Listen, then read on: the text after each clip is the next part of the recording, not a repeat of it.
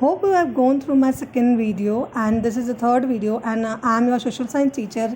Hello guys, hope you are fine. Hope you all are fine and stay safe, stay at home, and follow the instructions of government for our better health, and also take care about your family.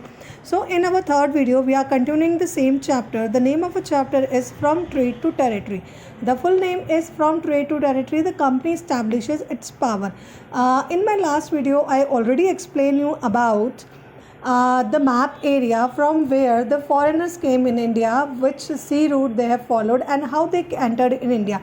The first who have entered in India, that is Portuguese in India, second is Dutch in India, then French in India, and the last is Britishers who ruled over our country up to so many years, as we already know. And now we start with the Portuguese in India. Why they have realized that there is advantages of doing a trade with India? They were the first, because they saw the cost of a product is very less as comparatively their country, and they can earn maximum profit if they doing business with us. So which particular area they have taken? Cochin and Goa and Daman, okay, because these all are nearby the sea route and very much easy to go through in these places, and they start doing business with the clothes material merchant business, okay.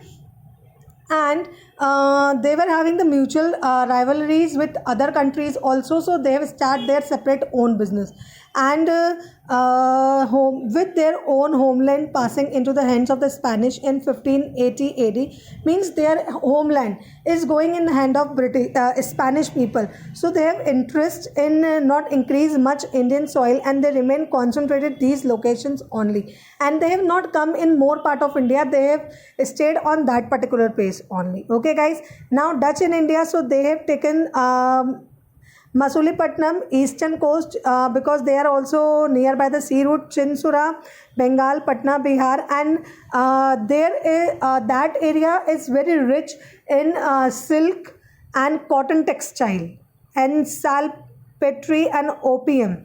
That area is very much rich in all these things, so they have captured that side in Dutch. And middle of 18th century Britishers wiped from the Dutch center in India, and in 18th century Britishers have took over that area. Now French in India, they were seeing the basis of Portuguese and Dutch. After that, after seeing and after watching all these things, they have started business with India, and trading company in 1664 they have started, and they establishes their company in Karakul and Chandigarh, and first French factory is established. First French factory is established in Surat in 1667, means middle of the 17th century, okay. Now they have started business of the same thing, and all the things happen in the same manner. Now the Britishers, and this is the picture of Elizabeth I, okay.